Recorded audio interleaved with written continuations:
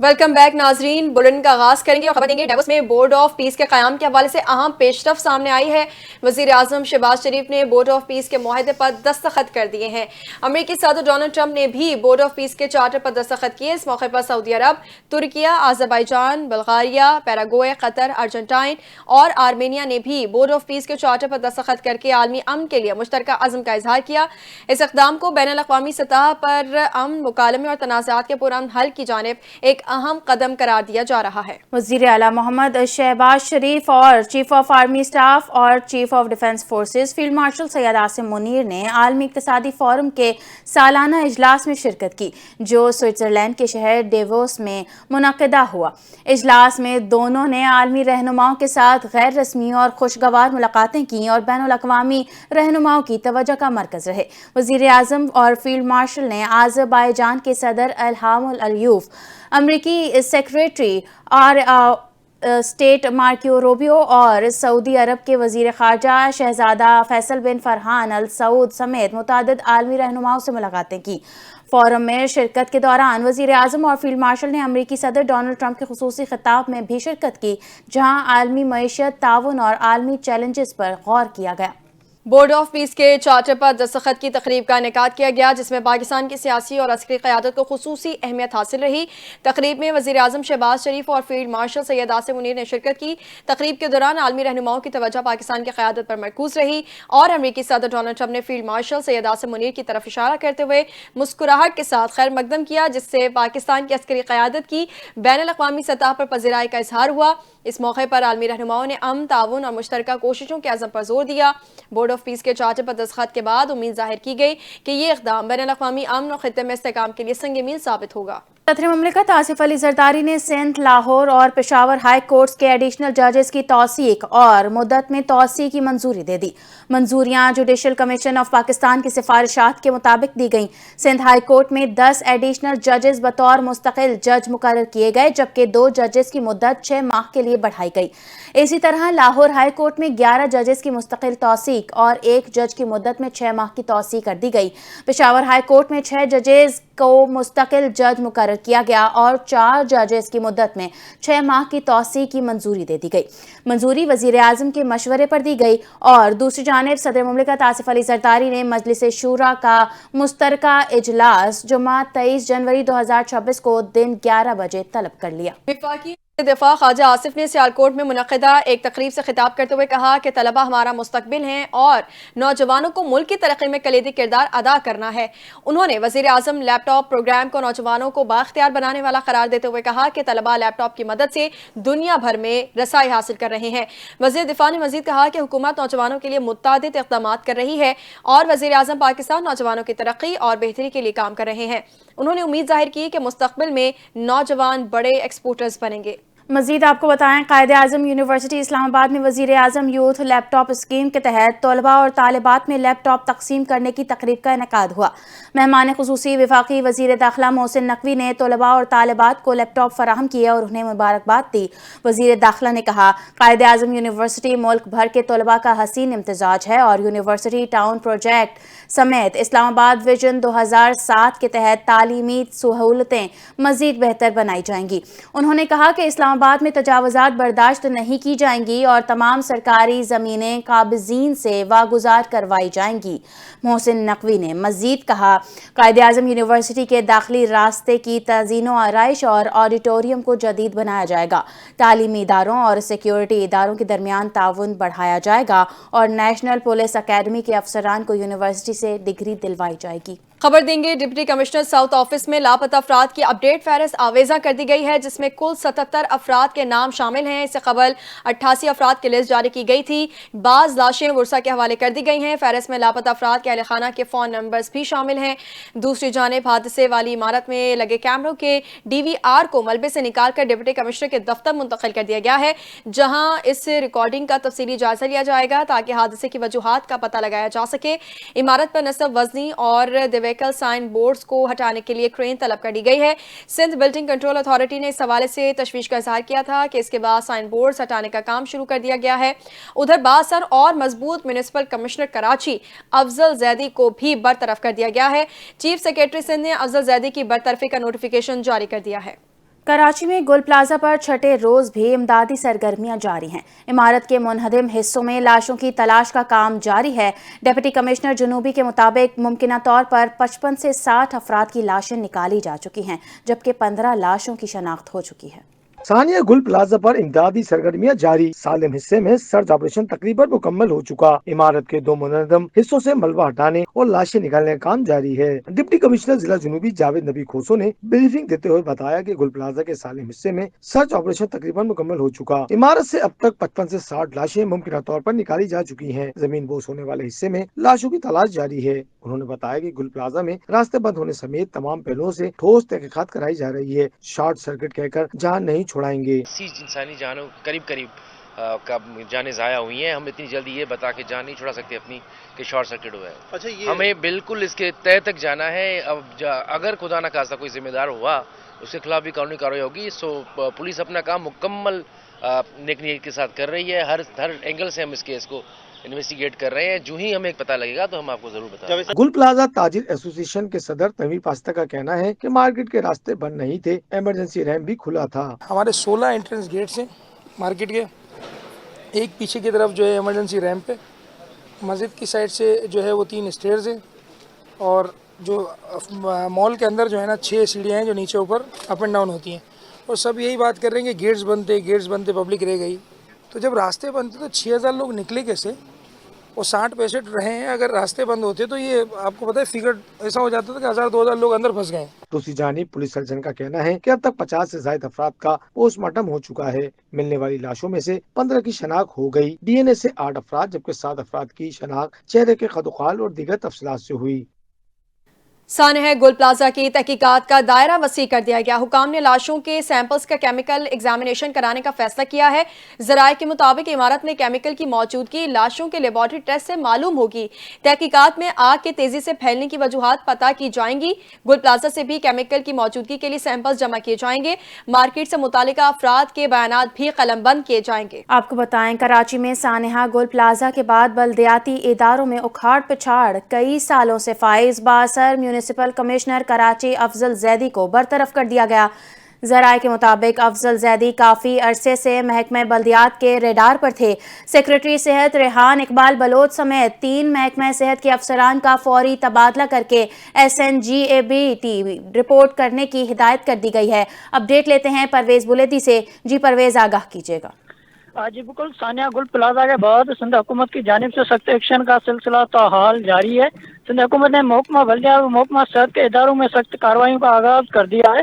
محکمہ بلدیات میں کئی سالوں سے عہدے پر فائز رہنے والے بااثر میونسپل کمشنر کراچی افضل زیدی کو عہدے سے برطرف کر دیا گیا ہے۔ چیف سیکریٹری سندھ نے افضل زیدی کی برطرفی کا نوٹیفکیشن جاری کر دیا ہے، جبکہ ان کی برطرفی کے بعد سمیرہ حسین کو میونسپل کمشنر کراچی کا عارضی اضافی چارج سونپ دیا گیا ہے۔ ذرائع کے مطابق افضل زیدی پہلے ہی محکمہ بلدیات کے ریڈار پر تھے اور چند ماہ قبل انہیں ایئرپورٹ پر بیرون ملک جانے سے بھی روکا گیا تھا۔ واضح ہے کہ ثانیہ گل پلازہ کے بعد گزشتہ روز سیکریٹری بلدیات رفیق قریشی کو بھی عہدے سے فارغ کر دیا گیا تھا۔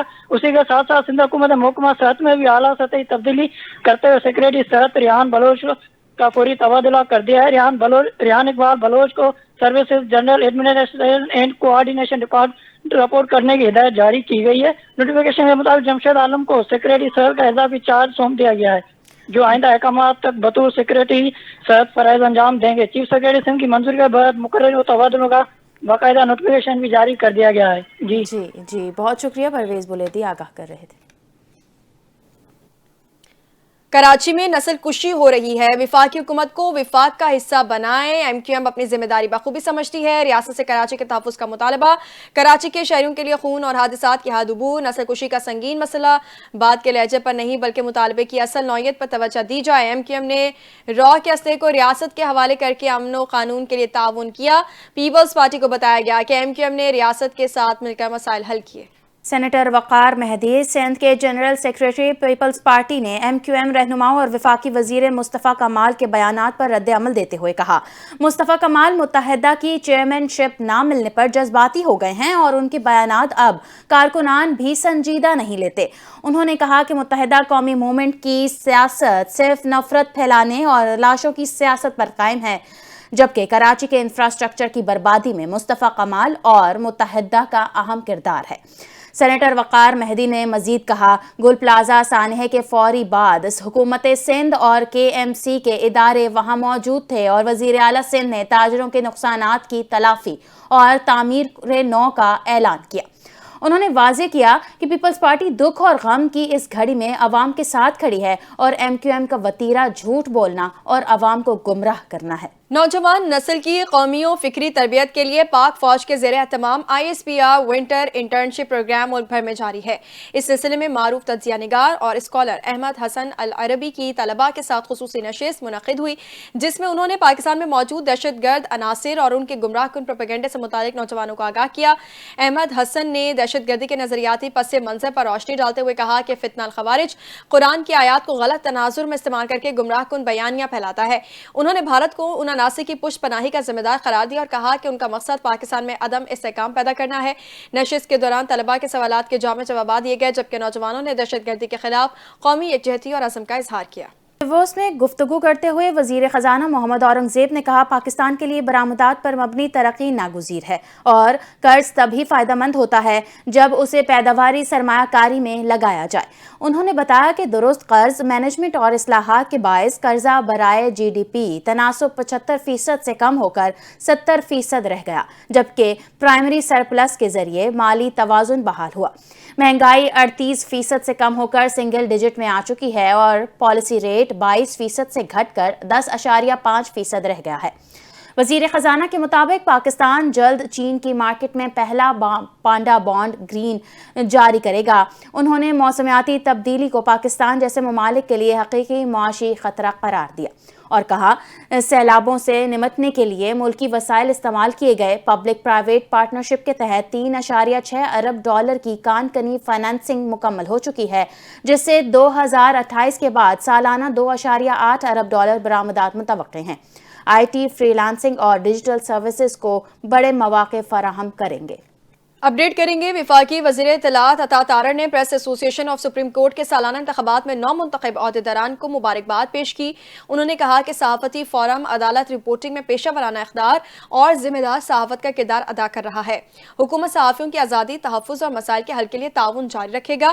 عمران وسیم کو صدر اور امانت رضا کو جنرل سیکرٹری منتخب ہونے پر خاص طور پر سراہا گیا۔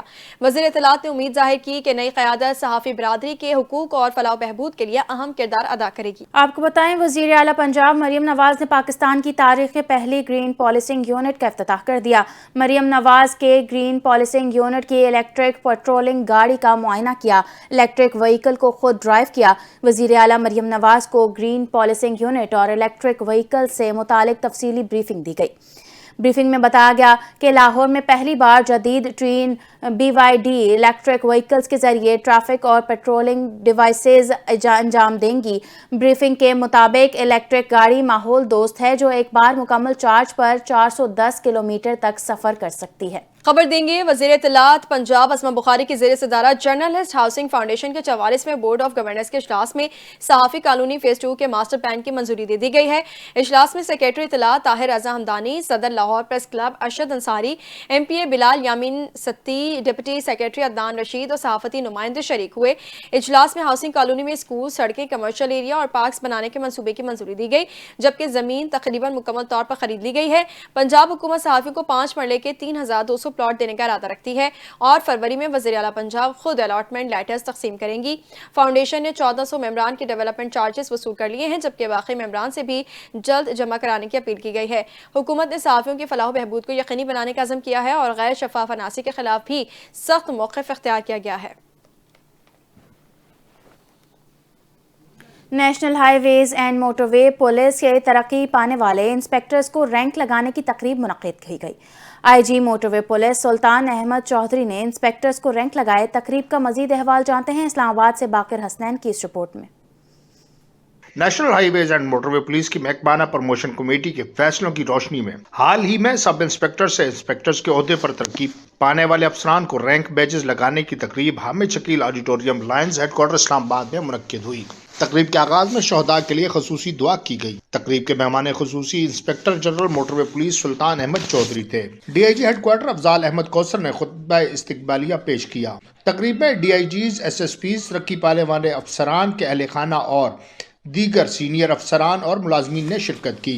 तरक्की में IG मोटरवे पुलिस सुल्तान अहमद चौधरी और तरक्की पाने वाले अफसरान के अहले खाना ने तरक्की पाने वाले अफसरान को रैंक बैजेस लगाए और उन्हें मुबारकबाद पेश की। इस मौके पर खिताब करते हुए इंस्पेक्टर जनरल मोटरवे पुलिस सुल्तान अहमद चौधरी ने कहा कि अफसरान की तरक्की उनकी मेहनत, लगन और बेहतरीन पेशा वराना कारकर्दगी का एतराफ है। उन्होंने तवक्को जाहिर की कि तरक्की पाने वाले अफसरान दयानतदारी, पेशा वराना महारत और खिदमत के जज्बे के साथ अपने फ़राइज़ अंजाम देते रहेंगे और अपने अमली किरदार से इदारे की नेकनामी में मजीद इजाफा करेंगे। उन्होंने मजीद कहा कि सर्विस में तरक्की एक अहम संग मील है जो मजीद जिम्मेदारियों और अवामी खिदमत के तकाज़ों को बढ़ा देती है। इस मौके पर IG ने मजीद कहा कि मैं उम्मीद करता हूँ कि तरक्की पाने वाले अफसरान अपनी बेहतरीन हिकमत अमली और मौसर काविशों से ट्रैफिक के नज़्म ज़ब्त और अवामी सहूलियात के मयार में मजीद बेहतरी लाएंगे। IG मोटरवे पुलिस सुल्तान अहमद चौधरी ने मजीद कहा कि किसी भी इदारे की कामयाबी में तरबियत का बुनियादी किरदार होता है और national highways and motorway police अपने अफसरान को मेयारी और जदीद तरबियत फराहम करने को अव्वलीन तरजीह देती है। IG ने बताया कि तरक्की पाने वाले अफसरान का ताल्लुक बलूचिस्तान, खैबर पख्तूनख्वा, सिंध और पंजाब से है। उन्होंने कहा कि मोटरवे पुलिस की अच्छी शोहरत, खुश अखलाकी, कानून के बिला इम्तियाज नफाज और अवाम की बरवक्त मदद का नतीजा है। मोटरवे पुलिस को अवाम का जो एतमाद हासिल है उसे मजीद मजबूत बनाना हम सबकी मुश्तरका जिम्मेदारी है। बाकिर हसनैन, NTN। कराची में सानिया गुल प्लाजा का छठा रोज इमदादी सरगर्मियां जारी हैं। अपने प्यारों की लाशें न मिलने पर लवाहिकीन जब्त खो बैठे हैं। बेकाबू हजूम को रेंजर्स और पुलिस मुंतशिर कर रही है। उधर सिंध बिल्डिंग कंट्रोल अथॉरिटी ने शहर की 35 रिहायशी कमर्शियल इमारतों में फायर सेफ्टी इंतजाम का जायजा लिया। रिपोर्ट कर रहे हैं आरिफ हबीब। लवाहिकीन प्यारों की लाशें न मिलने पर जब्त होने लगे।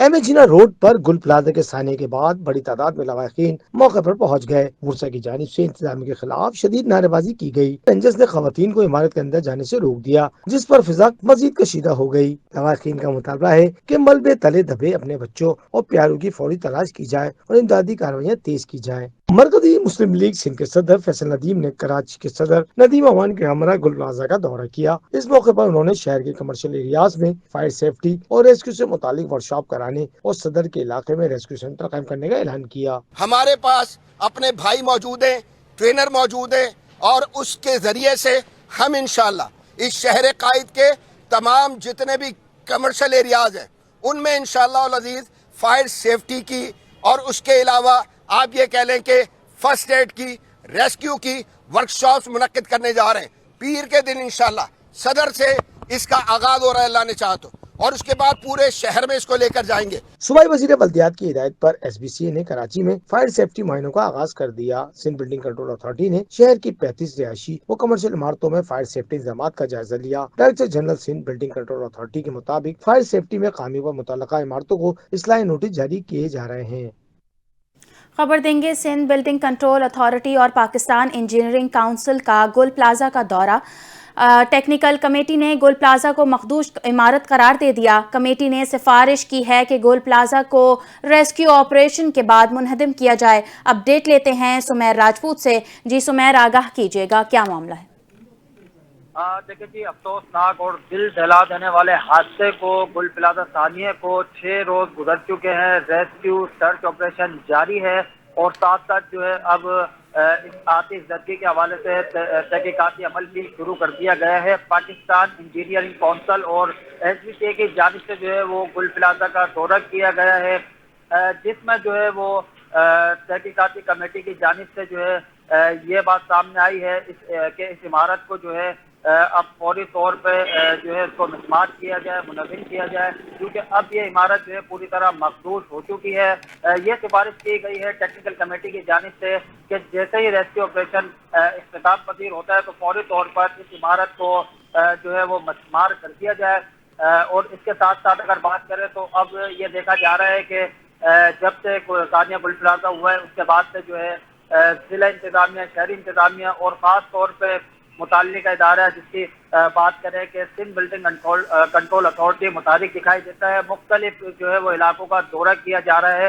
2023 में जो ऑडिट रिपोर्ट पेश की गई थी 266 बिल्डिंगों के हवाले से, जिसमें फायर सेफ्टी सिस्टम जो है मौजूद नहीं था, और उसके साथ साथ اس کے بعد بھی جو ہے متعدد عمارتیں جو ہے وہ تعمیر کی گئی شہر میں، اس پر جو ہے ایس سی سی اے کی جانب سے دورے کیے جا رہے ہیں، سیکنڈ بیلنس کرنے کی کوشش کی جا رہی ہے اور نوٹسز جاری کیے جا رہے ہیں سب عمارتوں کو اور ان 266 عمارتوں کو بھی کہ فوری طور پر جو ہے وہ عمارتوں میں جو ہے وہ فائر سیفٹی سسٹم کا نفاذ کیا جائے تاکہ آئندہ جو ہے ان خطرناک سانحات سے جو ہے بچا جا سکے، اور ایسا نہ کرنے کی صورت میں عمارتوں کے خلاف جو ہے وہ سخت کارروائی کا انتباہ بھی دیا گیا ہے۔ جی اچھا، جیسے سمیر بتایا جا رہا ہے کہ عمارت کی حالت ٹھیک نہیں ہے، تو ریسکیو اہلکاروں کے لیے کیا اقدامات کیے گئے؟ دیکھیں جی، عمارت جو ہے وہ پوری طرح محفوظ قرار دے دی گئی ہے، ریسکیو آپریشن جو ہے وہ جاری ہے، لیکن ریسکیو ٹیمیں اندر جانے کی کوشش کرتی ہے تو ابھی بھی اندر جو ہے وہ ہیٹ بہت زیادہ ہے، جس کی وجہ سے وہ پوری طرح جو ہے ریسکیو آپریشن جو ہے اس میں ہم کو پریشانی کا سامنا بھی کرنا پڑ رہا ہے۔ آج بھی جو ہے کچھ حادثہ ابھی بھی جو ہے وہ ملے ہیں اور واقعات ملی ہیں، ان کو بھی جو ہے وہ ٹیسٹ کے لیے سول اسپتال منتقل کیا گیا ہے۔ یقینی طور پہ یہ کہا جا سکتا ہے کہ یہ ریسکیو آپریشن جو جاری ہے اس میں سست روی کا شکار دکھائی دیتا ہے۔ جی ٹھیک ہے، بہت شکریہ سمیر راجپوت، ہمیں آگاہ کر رہے تھے۔ نیوز اسٹوڈیو سے فی الحال اتنا ہی۔ مزید خبروں اور اپڈیٹس کے لیے دیکھتے رہیے NTN نیوز۔